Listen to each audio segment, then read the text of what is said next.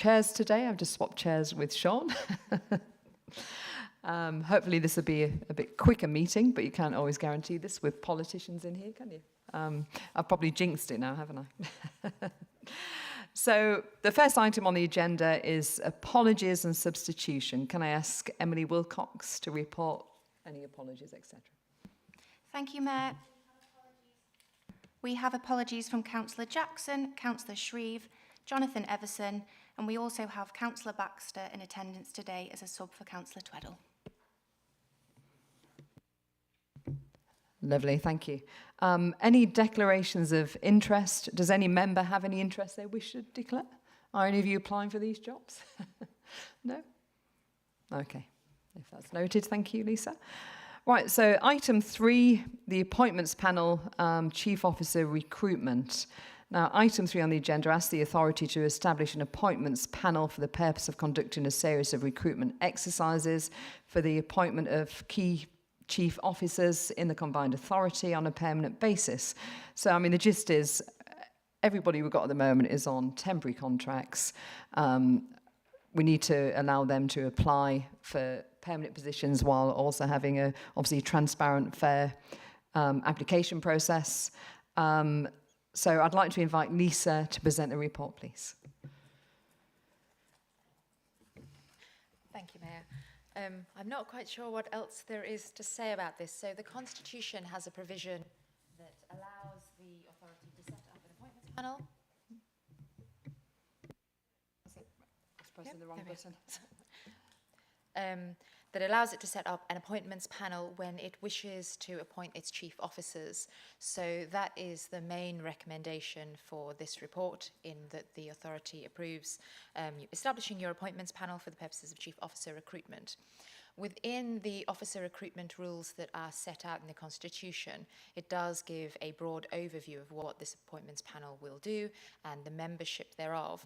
But it's also prudent, because this will be become a panel of the combined authority, that we set out the terms of reference for it, and then those are then inserted into the Constitution for further reference and as a guiding marker for the panel when it's is set up and it meets. So your second recommendation is to agree the terms of reference for inclusion in the Constitution, and then your last recommendation is to make the appointments to the panel as set out in the officer recruitment rules, but also within the terms of reference. Thank you, Mayor. Thank you, Lisa. Before I move to ask members if they wish to speak on the report, I'd just like to put something on record, because unfortunately we're in a situation where I don't always trust the media, and I don't want another headline of where it's looking like the mayor is trying to overspend on budget. These positions was already allocated when the combined authority was set up, so I'm not trying to spend any more than taxpayers' money. So if we can have that on record, please. I'll now invite any members that wish to speak on the report. Thank you. Right. Councillor Worth, thank you. Thank you. Yeah, I just want to, on the terms of reference around the voting membership, while I was well aware from the Constitution, things like the Transport Board, we didn't have any voting rights on that, and that was very clear. I'm not sure in the Constitution where I saw anything in there about the membership of this committee that didn't include district representatives. And I think the other thing I would just say on the size of the panel, purely from experience of being on these type of panels before, when you have a panel of 4, if 2 people want to go for one person and 2 people want to go for the other, my understanding is I don't think you have a casting vote unless somebody tells me differently. So then you're in a situation where it doesn't really work. So I would have always said on a panel you're probably better off having an odd number rather than an even number. Okay, thank you, Councillor Worth. I mean, I'll defer to Lisa on this. My understanding is with the combined authority, obviously it predates me, but this is what was agreed in the Constitution. I don't know about varying from that. I'll defer to Lisa. Thank you. Thank you, Mayor. In terms of where it exists in the Constitution, so at 4.6 in Part 4, you have your officer employment procedure rules, and that sets out, the majority of it is about chief's officers, but it also sets out how the rest of the officers will be appointed and employed by the combined authority when it starts to employ officers. And it does say at 3.5 who the appointment panel will consist of, and that is the mayor and the lead constituent representatives from each council. Certainly when the constitution was being drafted in its formative stages, it was sort of the instructions that were to us, because the devolution deal and the way that the combined authority was set up, that it would be those 4 members. I do take your point in terms of the voting, that it's 4 and it's equal, and I wouldn't want to comment too much on that, but I suppose it's potentially the numbers could be changed, but it's also about making sure that all 3 constituent lead members and the mayor are in agreement in terms of who their statutory officers will be, or their chief officers will be. Thank you, Lisa. So, Councillor Matthews, you had your hand up. Just very quickly on that, I think there are potentially, you're quite right, there could be a few issues, but I think with the personnel that we've got at the moment, a pragmatic approach will probably always be taken, and we'll come to an agreement somewhere along the line. This is a welcome development for the mayoralty. It's necessary. It's really important that it develops its own group of staff and stop using my staff, as it were. And I'm glad the mayor just mentioned the fact that this isn't extra money. This really isn't. It's really important that everybody knows that this is just the culmination of where we've been and to where we are going. The mayoralty needs to have its own staff. It needs to be permanent, and it needs to be developed and expanded as it goes. So this is, like I say, a welcome but necessary development in the process. Thank you. Thank you, Sean. And I'd also like to add, actually, these initial 4 roles that we're recruiting for, these are the core officers that we need legally to operate. So, you know, these, we couldn't operate without them. So, and if I could just take an example, actually, of how we've worked together, myself with the constituency authorities. I'll take the Economic Advisory Panel. We worked well together, didn't we? We scrutinised all the CVs. We each put forward who we thought would be good on it. Then there was lots of engagement between each of us to come up with a final list who we then thought would be a good mix across the county and a good sector mix. So we've already been working quite well on this, don't we? Yeah. Rob. Yeah. Thank you. But I think a couple of things, just to evidence the point that you made, which is, you know, much of these are statutory roles. You know, you need a head of paid service because your team have got to have somebody to report to legally. In fact, I'd say it is probably, people often get confused with those being chief execs and managing directors and operating officers and all sorts of things. But fundamentally, it's a head of paid service, which is the critical role there. Clearly, having a finance officer who will give us credibility in signing off a budget and also reporting on financial matters to government standards, I think is important too. A monitoring officer is not, I mean, you could, I suppose, technically outsource that, but again, you wouldn't have on hand. You'd be at the behest of external parties being able to supply what you needed when you needed it and then being able to supply it at the same time. So I don't know why. I know when other authorities have tried to outsource a monitoring officer role, they've always brought it back inside because you clearly haven't had either the capacity or the capability or the understanding of the situation. And then, you know, clearly having somebody in a deputy capacity gives coverage on all those bases to be able to function. Second point really is around the Constitution.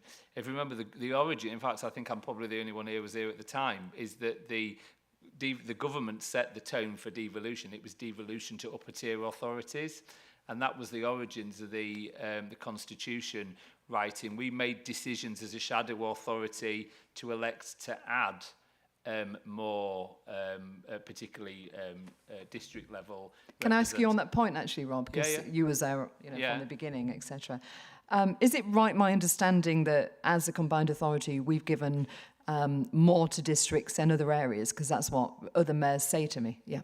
Yeah, we were clear at the start. We wanted to, you know, we had 7 important partners who were districts. We couldn't give everybody, and we had several meetings on this. But so we came up with the point of having 4, which is certainly more than Nottinghamshire, more than most other areas as a proportion of the districts represented. So, you know, and that's what, you know, that was the connection to those issues that affect district voting. And we've had an example at the Transport Board today, you know, clearly because the duty is held by the upper tier authorities. There was always going to be this mix of how these things. So it was the government that set the frame for the upper tier authorities being the determinants of this stuff. So of how the devolution was played out.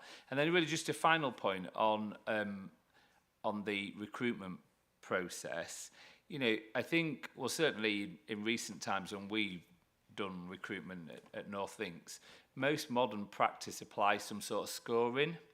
So you end up with a summary of everyone's grading, which ultimately leads you to a first preference candidate on the basis of a criteria of marking against. And, you know, well, absolutely, because you've either got to be really good at remembering your numbers, and make sure that, you know, so actually there is an evidence base to the recruitment element of this, and I think that, and also I think that should be available from a transparency perspective, so that there's feedback for successful and unsuccessful candidates in that space, because I think, you know, you've got to have a process there, and I think scoring would help with that. I mean, ultimately you could end up with a situation where some of the bodies didn't get the numbers, and then it is then down to someone to, you know, a majority to choose by, you know, the highest score. But I have to say, in my experience, most people do tend to,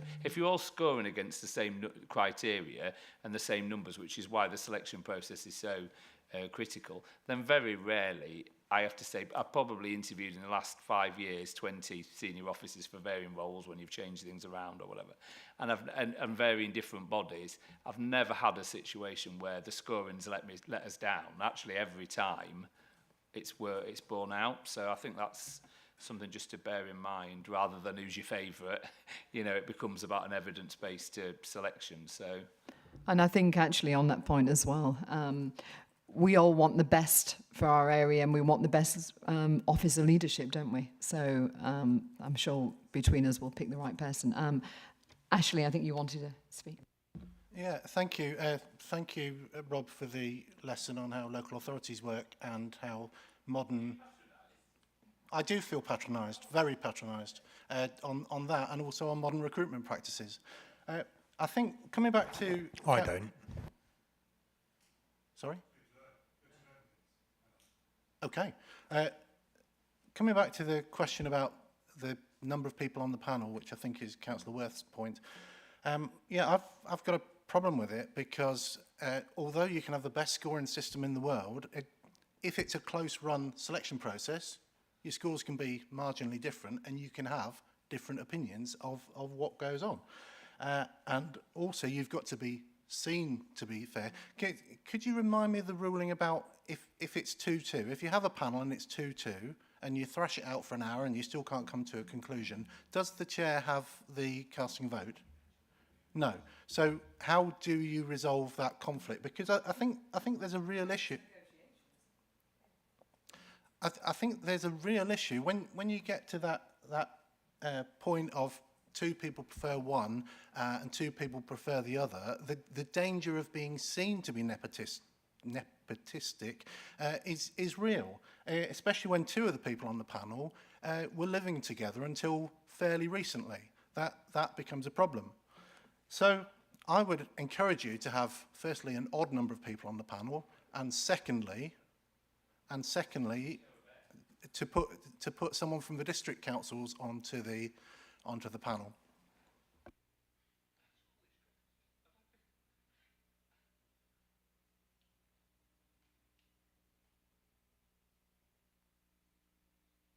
Do you need me to clarify anything?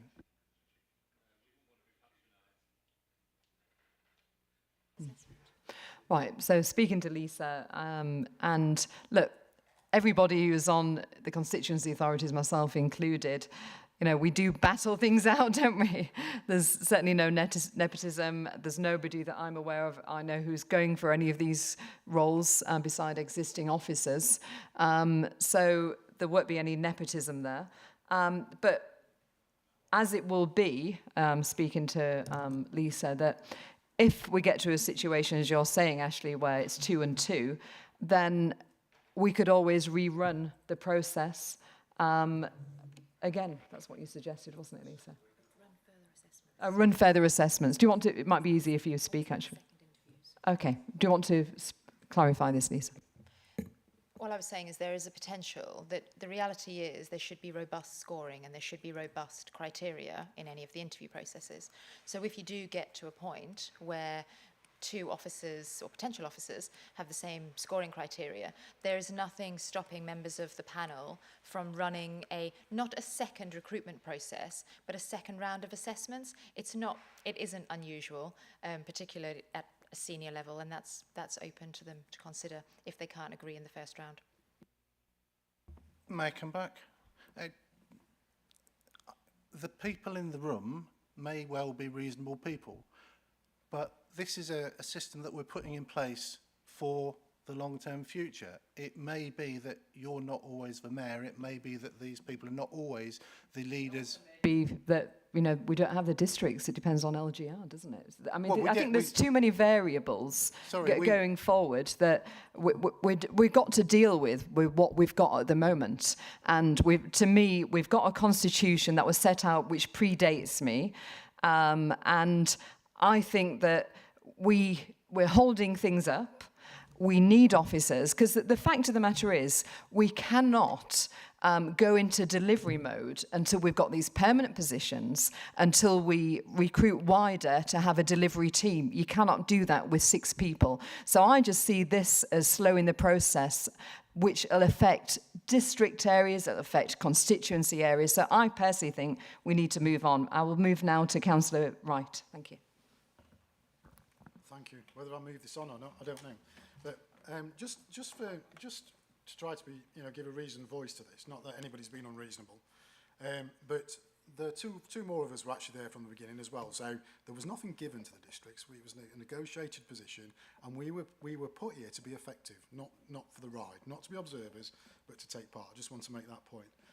We have got an issue today, I think, as well as what I'm going to talk about, is that if we say we've got a constitution point of view with regards to who makes up this panel, we're now reintroducing it because one of the recommendations is that terms of reference at Annex A will go into the constitution. Well, why then include the membership within that terms of reference if it's already there? That's a duplication that doesn't need to be there. And that, for once, I'm doing something that Ashley would normally say to you, but it is a duplication that doesn't need. But what it does today is to give that opportunity. Now, I have chaired 3 senior appointments panels this year. Whether people are reasonable or pragmatic doesn't come into it.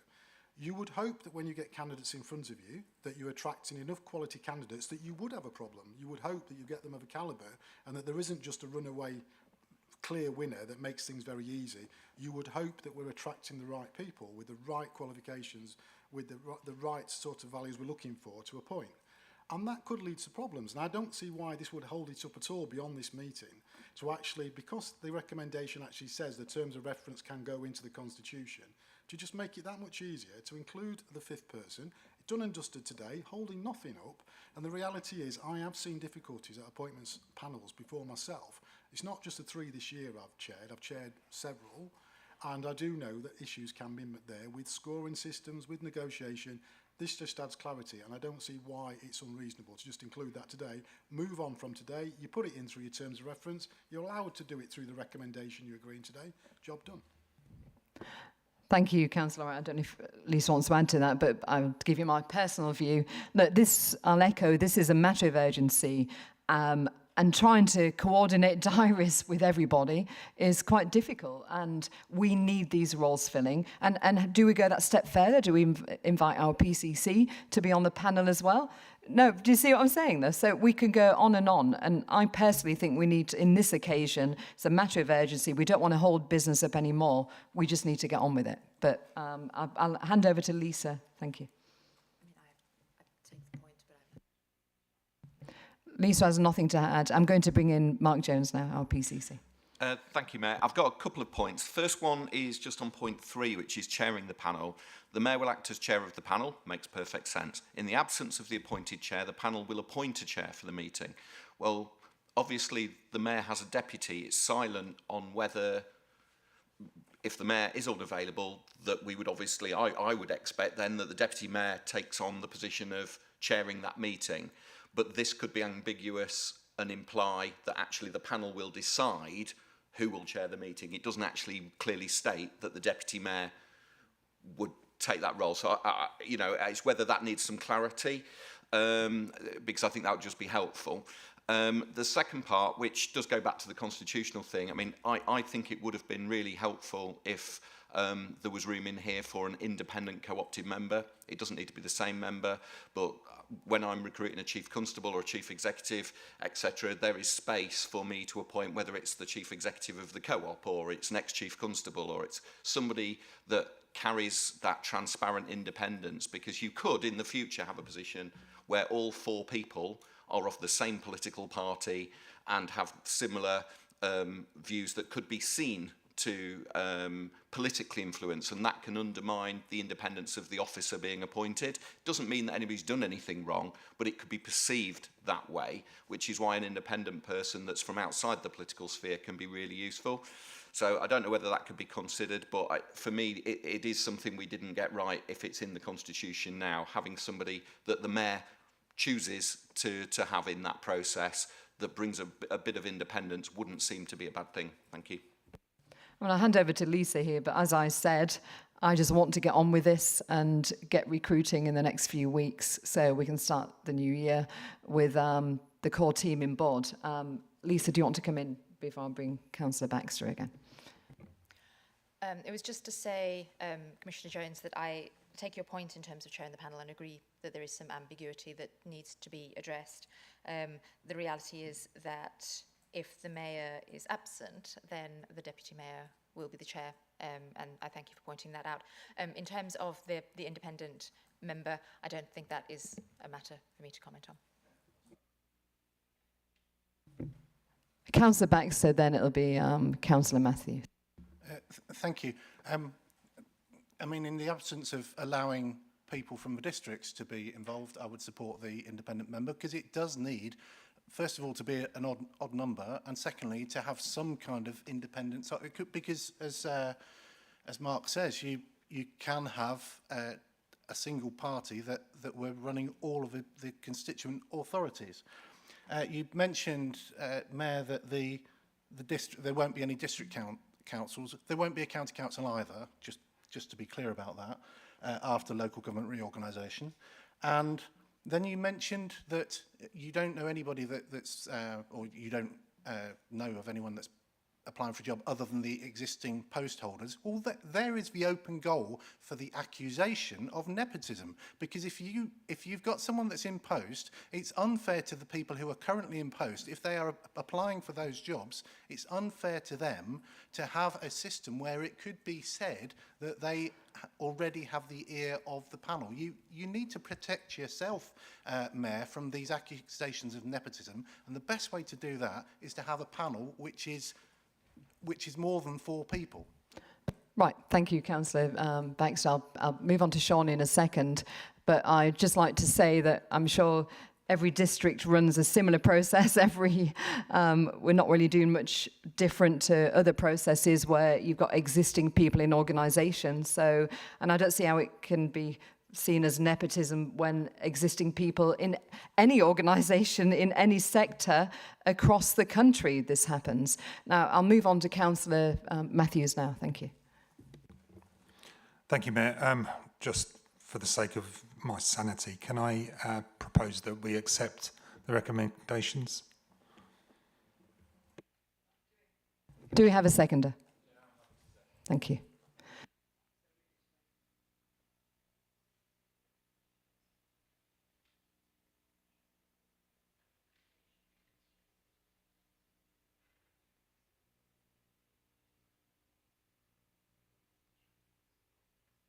I'm just checking with Lisa on this. So what we're voting on then is the establishment of the panel, which makes up for chief officer recruitment, which, as per constitution, which is made up of the mayor or deputising of Ingrid here and the 3 constituency authorities. So if we put this to a vote, if we can raise hands for those who are in support of this.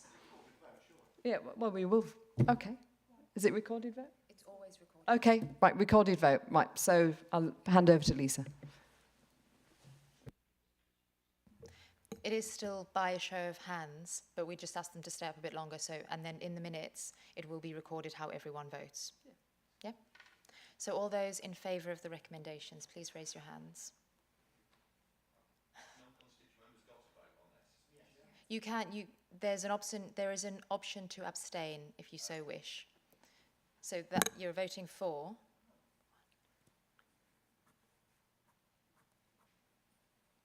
Those against? And no one is abstaining. Thank you. So, Mayor, that is 6 votes in favour of the recommendations and 4 against. The motion is passed. Thank you. I mean, to me, we need this in a timely manner. This is my motivation, to be honest, because we are held back, which I'm sure our Chief Operating Officer will agree, we're held back by, we need to move into a place of delivery now and have the right team. So this marks the end of the agenda, and I'll close the meeting, and thank you all for attending. Thank you.